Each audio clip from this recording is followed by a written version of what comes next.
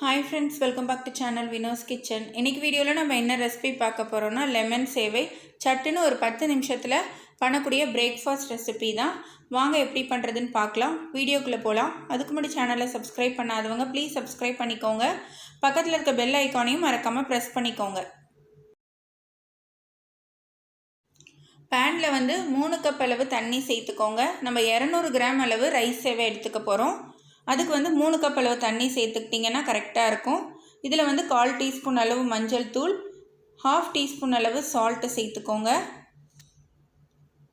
நல்லா சேவை உதிரி உதிரியாக வரதுக்காக நம்ம 1 டீஸ்பூன் அளவு ஆயிலும் சேர்த்துக்கலாம்.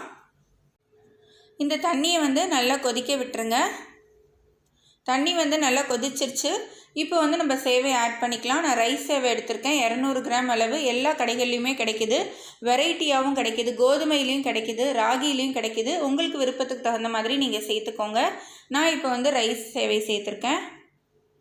கொதிக்கிற தண்ணியில் இதை ஆட் பண்ணிவிட்டு நல்லா கரண்டியை வச்சு மிக்ஸ் பண்ணி விட்டுக்கோங்க. அதிக நேரம் இருக்கக்கூடாது. நல்லா மிக்ஸ் பண்ணி விட்டதுக்கப்புறமே நம்ம ஸ்டவ் ஆஃப் பண்ணிடலாம். நல்லா மிக்ஸ் பண்ணி விட்டாச்சு. இப்போ ஸ்டவ் ஆஃப் பண்ணிக்கோங்க. அதிக நேரம் இந்த தண்ணியிலே இருந்துச்சுன்னா குழஞ்சிடும். அதுக்காக நம்ம தண்ணியை ட்ரைன் பண்ணிவிட்டு வடித்து எடுத்துட்டு நம்ம பிளேட்டுக்கு மாற்றி எடுத்து வச்சுக்கலாம்.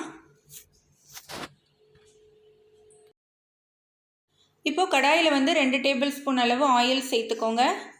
ஆயில் நல்லா சூடானதுக்கப்புறம் 1 டேபிள் ஸ்பூன் அளவு கடலைப்பருப்பு சேர்த்துக்கோங்க. அதில்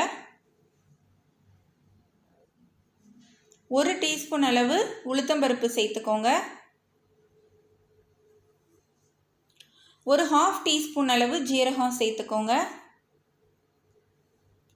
1/2 டீஸ்பூன் அளவு கடுகும் சேர்த்துக்கோங்க. எல்லாத்தையும் நல்லா பொரிய விட்டுடுங்க. இப்போ இதோட 1/4 கப் அளவு பச்சை வேர்க்கடலை சேர்த்துக்கலாம். நீங்கள் வறுத்தது இருந்ததுன்னா லாஸ்ட்டாக ஆட் பண்ணிக்கலாம். நான் பச்சை வேர்க்கடலைங்கிறதுனால இப்போவே சேர்த்து வறுத்துக்கிறேன். இதோட 2 டேபிள் ஸ்பூன் அளவு முந்திரியும் சேர்த்துக்கிறேன். எல்லாத்தையும் நல்லா வறுத்துக்கலாம். காரத்துக்காக 2 காஞ்ச மிளகாயும் 2 பச்சை மிளகாயும் சேர்த்துக்கோங்க. கொஞ்சமாக கருவேப்பிலை சேர்த்துக்கோங்க. எல்லாத்தையும் சேர்த்து ஒரு 30 செகண்ட் நல்லா வதக்கிக்கோங்க.